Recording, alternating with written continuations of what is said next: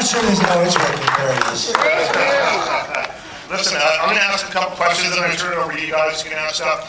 Tell me just a little bit about how, because you're both former professional First and athletes. foremost, we won't rap again. That's right. I made him sign a waiver outside, just in case anyone's ears were damaged by that earlier.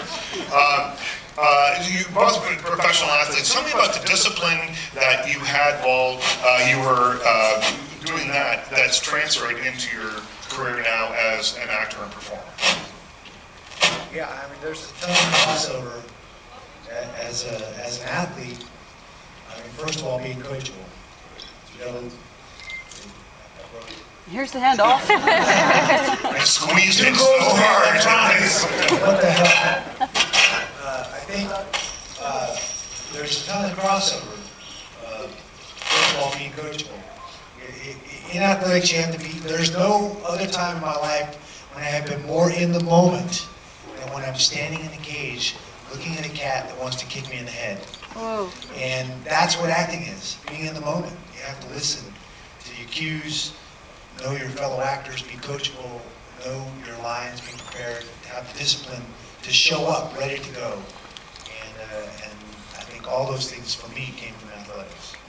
I know for me, it was like, when I was a rookie in the NFL, they take you into the locker room and you go, oh, this is pretty, and then they put your equipment all on and it's shiny, and I look at that shiny helmet, and then you go out on the field, you're like, ooh, the grass is so green and pretty, and then you see the legend that's playing, that quarterback, that super linebacker, that running back that's a star, and who's been a star for like 5-6 years. You're like, wow, that's him. Oh my God, I got his jersey at home.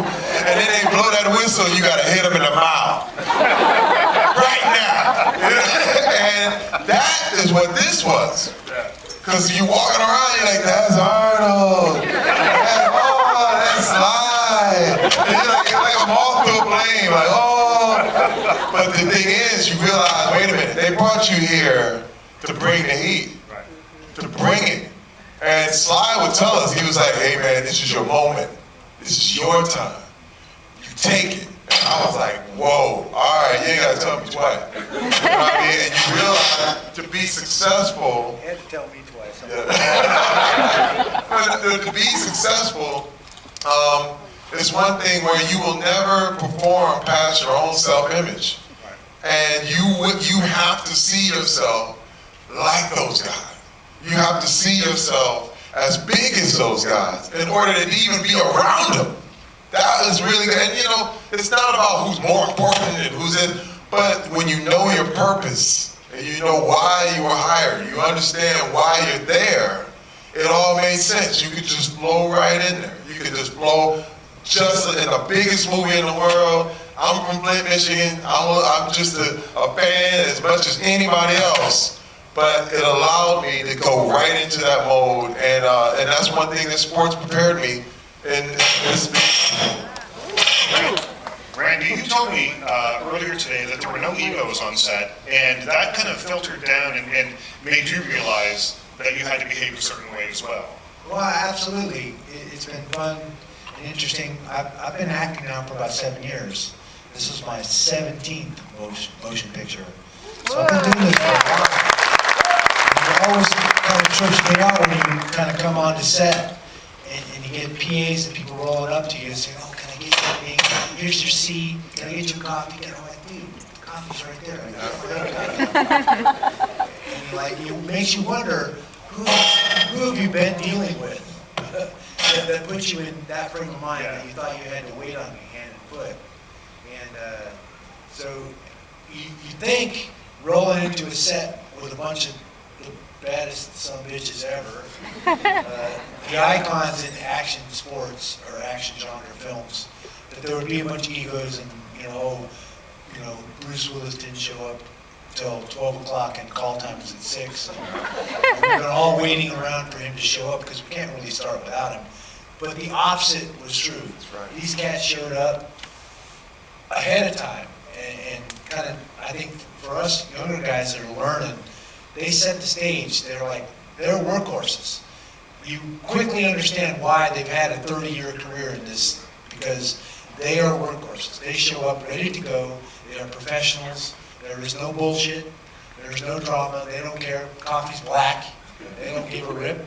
They're there to do their job and to make it something special. And that's what it was really cool about it. It was for you. Really Yeah.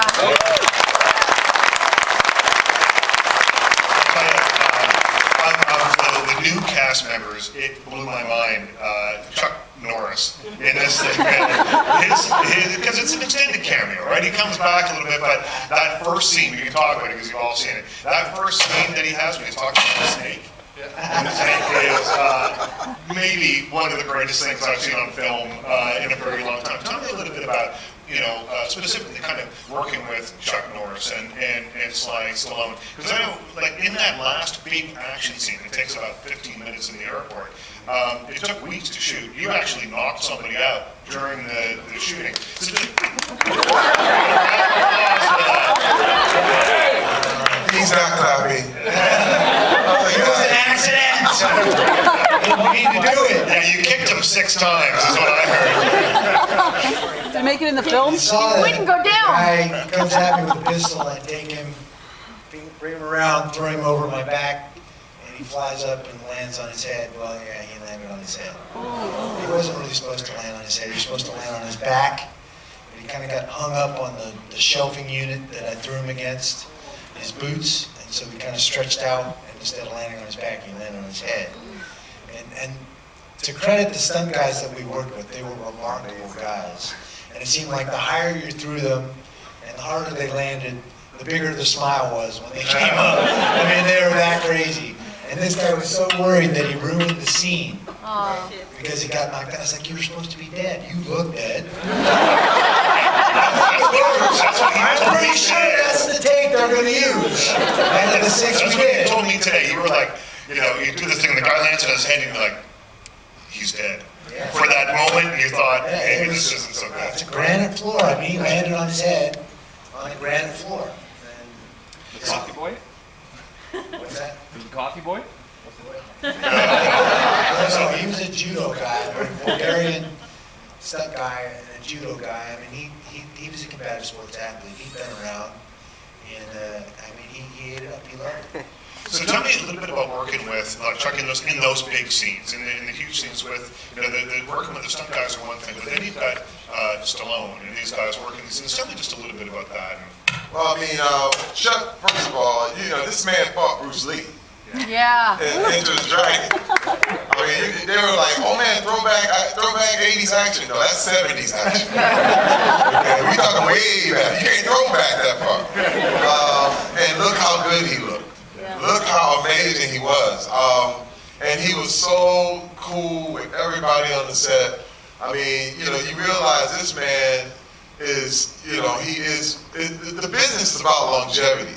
And you see how there's so many people who are stars or whatever, and they just fall away for whatever reason. The reason that Chuck Norris jokes work is because he's still here. And he's still at it, and he's still wonderful. And I thought this was what a great piece to bring him back. And I also want to talk about a little bit of what happened, the acrimony between Jean-Claude Van Damme and Sylvester Stallone, which was in the last movie. He had, Sly asked Jean-Claude to be a part, and he was like, there's no story, Sly, there's no story. This is ridiculous.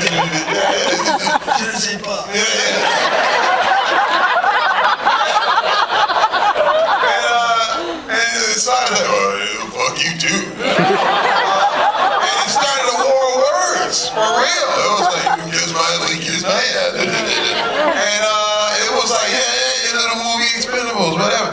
And now, and then Sly is so smart. See, this is what's so beautiful, is that he realized, wait a minute, who would be the perfect villain? He never lets his own desires or his own little beef or whatever stop what would be the best thing for the movie. When you see that on screen, that shit is real. No, when they're looking at each other like, what? You know what I mean? Like, it's on. And I said, right now, you can't bottle it. You can't, I'm telling you, you might have paid a little bit of money. That stuff is worth hundreds of billions of dollars because it goes beyond, you know, what you can actually quantify. You know what I mean? Jean-Claude Van Damme is a star by all means. And let me tell you, he was great. He understood what it was. He's thankful. And the way that they buried it and moved on and actually became something better is an example for everybody. It's like, wait, man, let's do something together and make this beyond what something, a fight between you and I could be. And I thought it was a great example.